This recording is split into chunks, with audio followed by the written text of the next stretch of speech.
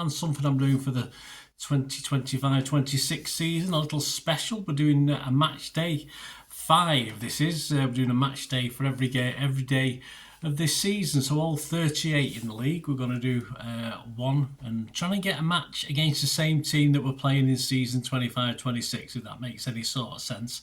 So we're going to look back at a game in history, the good, the bad, the in-between of City's matches. Occasionally we're not able to get one where we played the team on the same day, so I have to mess around a little bit with it, but we're all right with this one. And we're going back to match day 5 of the 1991-92 season, yes, because we're actually playing Arsenal match day 5 for this 2025-26 season. So we'll look back on the 31st of August 1991, and this was also a match day 5 by pure coincidence. It works sometimes, doesn't it? So we'll have a look back at that, and including some background on Arsenal and City at the time. So let's have a look. Let's go back in time. So what, 35 years as I'm recording this? If you were there, guys, let me know. It'd be great. I wasn't there that day, but if you were at Highbury in the heat, let me know. Yeah, the previous 90-91 season in the Barclays League Division 1, it was then, Peter Reid had officially taken over in November 1990 for City from Howard Kendall. Boo. Under Reid, City finished in their highest league position, 5th. Since the days of Tony Buck, City had finished 5th in season 1977-78. And we'd also finished above United for the first time in that same period. So, yeah, quite an accomplishment in those days. And despite, anyone could do it now, despite a 2 points deduction for disciplinary problems, George Graham's Gunners had won the Premier League by 7 points from Liverpool. Yes, they were a bit of rough and tumble with Arsenal. I think United had a point deducted as well. So, yeah, it wasn't the most pleasant. They could play some great football, but they could always rough it up as well. And let's get on to this season we're looking at today. So far in 1991-92, City had sat top of the league after the first 3 games, ahead of United by 2 points. Wins against Coventry away and Liverpool and Palace at home. Then a 0-0 draw at Norwich on match day 4 allowed United to sadly go back top and City second on goal difference. Defending champions Arsenal had gotten off to a stuttering start this season. A 1-1 home draw with QPR, followed by defeats at Everton and Villa before a home win against Luton. They left them 16th on 4 points after 4 games. Of course, we had 10 points from our 4 games. Yet the day of the game, apparently it was sweltering. There's some few comments in the match headlines, etc., etc. On to the game itself. There's a good crowd there, 35,009. We're at Highbury for this one. I said if you were there, let me know. The lineups for Arsenal: David Seaman, Tony Adams, Andy Linnigan, Nigel Winterburn, Lee Dixon, Paul Davis, Anders Limpar, Paul Merson, Michael Thomas, David Rocastle, Alan Smith were the Arsenal guys, and for City we had Tony Coton, Andy Hill, Neil Poynton, Peter Reid, Keith Curl, Steve Redmond, David White, Ian Brightwell, Niall Quinn, Gary Megson, Mark Brennan. What a team. And the subs we had on the bench, both unused, were Mike Sherron and Colin Hendry. Yeah, the headlines from the game at a very warm Highbury, as I said. We had Top Guns, City seize up, Arsenal end their unbeaten record, sizzling stuff, battling City wilt as Gunners turn on the heat. Gun down, City feel the heat. So they're the headlines. Let's go on to a match report. I've got 2 or 3 here from sort of scrapbooks I was keeping at the time. I'll swap my glasses, guys. I'll put my readers on. But I always like to stick with Mr. Paul Hince, don't I, when I do the match reports. Sometimes a bit of humour, sometimes not. The late, great Paul Hince, of course. So let's have a look at his match report. Then we'll look at the ratings he gave and also Peter Reid's views of this game. Paul Hince, some pictures by Christian Cookson there accompanying the Paul Hince article. Peter Reid will take as much encouragement from this defeat as he did from any of his side's 3 opening wins, for the message which boomed across baking hot Highbury was clear: Manchester City are just a whisker away from being genuine title contenders. Despite what Graham Souness might say, the bubbling Blues had already beaten Liverpool fairly and squarely. It's a sad loser, isn't he, Souness? And on Saturday, the Main Road men scared the pants off mighty Arsenal with another display brimming with quality and lung-bursting determination. The Gunners just about deserved their victory, although it took a goal in a million to finally kill off the battling Blues. But Arsenal won't want any more games like this after being stretched to breaking point by a City side which is now beginning to sense that they can match anything that the First Division has to throw at them. No one at Highbury epitomised the Blues' bulldog spirit more than player-manager Reid. Gunners boss George Graham Sowler described the first half as boring. It wasn't boring if you were a City fan. What Graham meant, in fact, is that the players couldn't handle a City side in general and Niall Quinn in particular, despite a mouth operation only 72 hours earlier. The Highbury back four were at panic stations every time the ball was aimed for the head of the giant Irishman.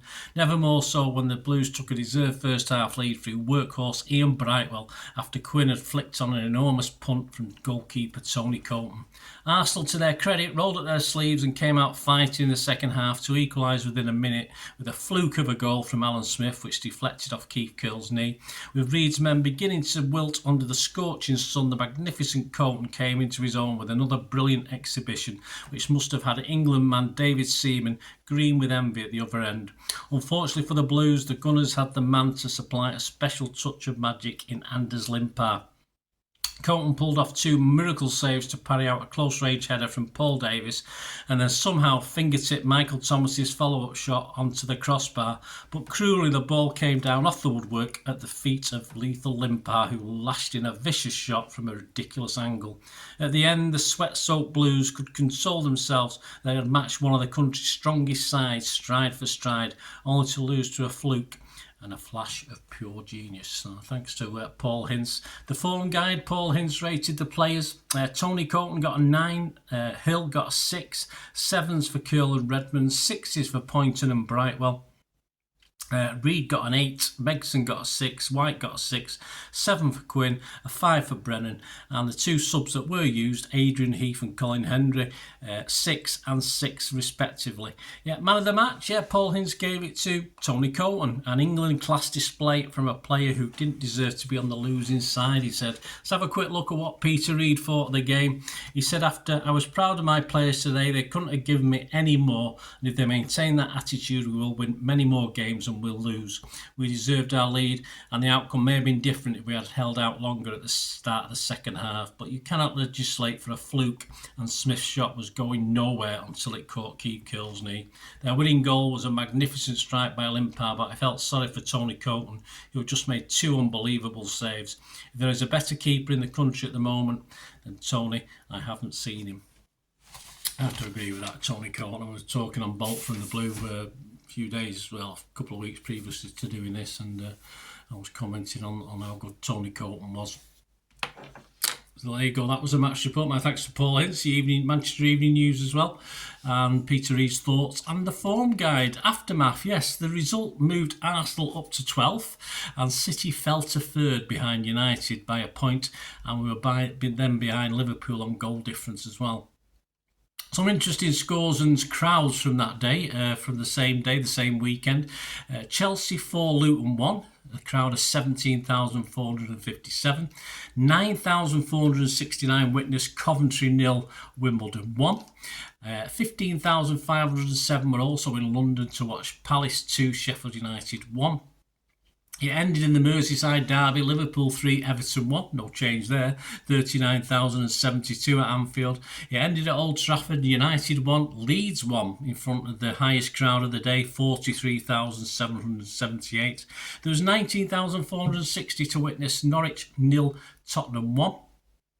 Forest 3, Oldham 1, witnessed by 23,244. Sheffield Wednesday 4, QPR 1, in front of 25,022. Southampton 1, Villa 1, 16,161 were at that. And another London game on the day, 20,093 were at the Berlin, or the Berlin Ground, or Upton Park as I used to know it. West Ham 0, Notts County 2, Notts County, First Division, yeah. Good memories. Anyway, in the rematch at Main Road on the 28th of December, so 3 or 4 months later, David White scored the only goal. I think Arsenal got a player sent off in that one, but we deserved it anyway.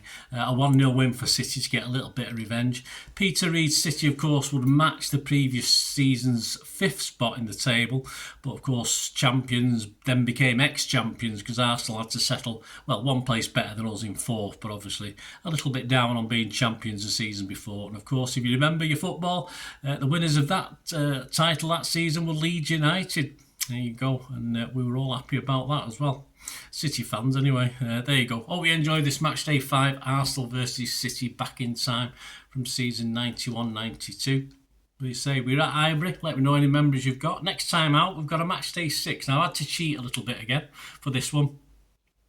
Because we've played Burnley season 2025-26, and there's been no corresponding fixture or match day 6 at home against Burnley, but we have met them away, but only once, and that was in 1952-53. So there won't be a big match report on that one, but I'll be able to tell you a little bit about City and Burnley at that time and what we were doing. So a little bit more history, a bit of a history lesson for you there. Even I wasn't around in 1952-53, but we'll have a chat about Burnley and City in that season and leading up to that season.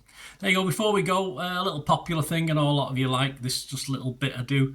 What was happening in the UK in 1990? Well, 1991. Well, in early September, we saw the launch of the thing that's sold on the streets now, the big issue. The first issue was out September 1991. The comedy, if you liked it, wasn't my favourite. 2.4 Children was due to launch on the BBC. In music, yes, Bryan Adams was about halfway through his stay at number 1 in the singles charts with Everything I Do It For You. It was top of the charts for 16 weeks, that song. I got sick to death of it. I don't know if you did as well. And the London stage recording of Joseph and the Amazing Technicolor Dreamcoat, yeah, I love it, topped the album charts. And at the cinema, no surprise with the Bryan Adams link, of course, that was the theme tune for Robin Hood, Prince of Thieves. So that did quite well at the box office, but it was only second in 1991, and it was second to, well, Terminator 2, Judgment Day. That was the most popular film in 1991. There you go, guys. Hope you enjoyed the content. Please, if you do and you like this channel, you want to help support me, I'm very grateful for anything you can do. There are ways of doing that, and of course, if you want to contact me through my socials or of course through YouTube, you can. But if you just want ways of getting in contact or helping the channel out, just keep watching and listening. Thanks for that, guys. Hope you enjoyed the feature anyway, and please, if you can, give us a thumbs up, give us a like, that'd be wonderful. And if you're not already a subscriber, it'd be great if you could subscribe. It's absolutely free. Also, check out all my social media links. They'll be in the description and comments below if you want to follow me on TikTok, Instagram, X, Facebook. We can chat on there and do all things City, of course. Also, if you're into film and TV, don't forget, a lot of this channel is film and TV stuff. I love me film and TV like I do City. So if you're into that, have a look. Or if you know someone who might not be that bothered about the football but likes film and TV, give them a kick in my direction. I'll be very grateful. And special thanks as ever to supporters of the channel. Piat6505, they've got a little eBay shop selling film and TV memorabilia mainly, including books, magazines, posters, lots of posters, and they do have some City stuff as well that they've purloined off me over time, so there'll be a few bits and pieces, probably more going on as well. So have a look at Piat6505 on eBay. And yes, if you do go onto eBay, and if you're a member, we do have memberships, 99p a month. You get early access to all my vlogs, so as soon as I do them, you get them. Sometimes it could be months before they're published generally, so a lot of the history stuff, so you have access. The membership gives you access to that. It gives you 10% extra off at Piat6505 if you want to buy any of that memorabilia. That's all that you can actually gain that from being a member and support the channel. That's a great way of supporting the channel, of course, like watching the ads on the original thing that you've seen now, my original feature. That'd be fantastic. So yeah, also, before we go, podcasts. If you like your podcasts, I do a podcast with Mike Long in South Korea. It's called Bolt from the Blue, in our 8th season. Yeah, we've had some good fun on there. We're trying to have a bit of humour, generally look at City's games as and when we play them, have a look back. So please check out that. It's on Soundcloud, Spotify, all good places you get your podcasts from. There you go, guys. Thanks for watching. Hope you enjoyed everything about this feature, and you didn't mind me asking you about this at the end. And please, all I ever ask for you is to stay safe, everyone, especially you Blues.